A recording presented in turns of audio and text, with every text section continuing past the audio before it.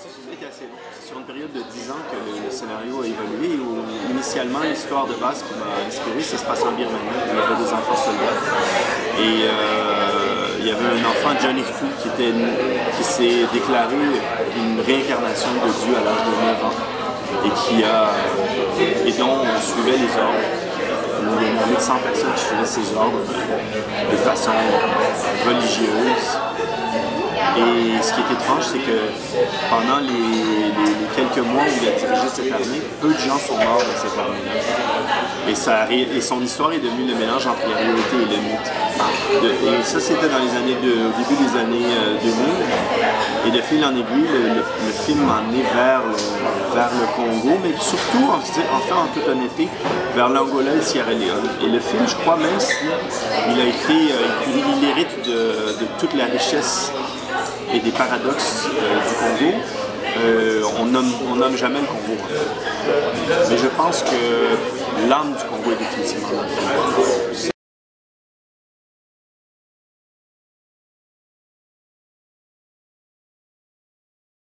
En fait, le défi, c'était plutôt que d'expliquer, c'était plutôt d'éviter toute forme d'intellectualisation, d'être dans le moment. C'était vraiment le défi. Et donc, on n'a presque pas fait de répétition. La répétition, c'était la caméra partait. Souvent, la première prise, c'était la meilleure.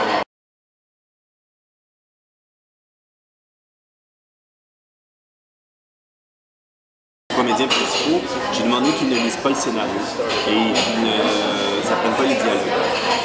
Et tout ce qu'on a fait, c'est qu'on a tourné en chronologie le film. La scène qui historiquement se passait en premier, se passait en premier dans le film. Et je faisais des situations qui se rapprochaient de l'improvisation, mais je dirais de l'improvisation dirigée. Donc je leur dis, OK, on va parler de ça, toi tu dois faire ça, toi tu dois faire ça. Mais les dialogues étaient improvisés en lingala par la suite. Et ça permettait aux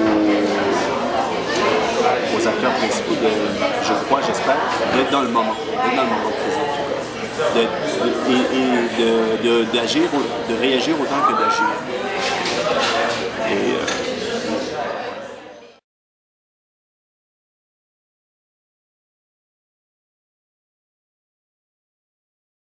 C'est étrange parce que dans le contexte de financement des films, souvent, il faut que les choses soient justifiées narrativement. Il faut qu'il y ait une fonction reliée à l'arche dramatique du personnage et tout ça. Et il y a et contrairement à la littérature, des choses qui dérogent un peu de la trame narrative sont souvent coupées de façon draconienne, je dirais presque dictatoriale. Et le village des albinos dans le film, effectivement, c'est quelque chose qui n'était pas justifié narrativement. C'était quelque chose que je sentais que je voulais mettre. Une réalité vraie, ancrée dans une réalité souvent qui est présente au Congo et en Tanzanie surtout, mais qui ne nourrissait pas nécessairement l'arche dramatique du personnage principal, c'est-à-dire qu'il voulait retourner dans son village et retrouver la paix. Et donc j'ai dû me battre pendant plusieurs années sur cet élément-là, et surtout pourquoi je l'expliquais pas. Et j'ai pris le parti pris du film, c'était de raconter l'histoire sous les yeux de cet enfant soldat qui vit son odyssée, l'odyssée du retour, je dirais. Et cette fille-là n'aurait pas à s'expliquer ce qu'est ce village, elle fait juste s'y rendre.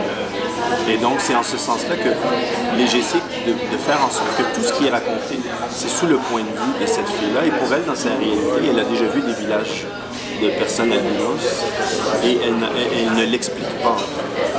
L'idée, c'était de juste présenter la réalité de la façon la plus objective possible, mais en fait pas exactement objective, mais de la façon la plus proche du point de vue de cet enfant seul. Donc, en fait, c'est pas objectif, mais sous le point de vue de cet enfant qui a été enlevé par de son village.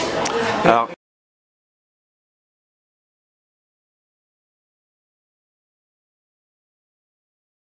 souvent aux journalistes que c'est quelque chose que j'ai réalisé récemment, que le Congo est à l'avant-garde des mouvements esthétiques, des mouvements artistiques, parfois volontairement, parfois involontairement, de par la rencontre entre la tradition Et cette modernité qui est arrivée à eux, qui est parfois usée, inutilisable et qui est réappropriée par les populations.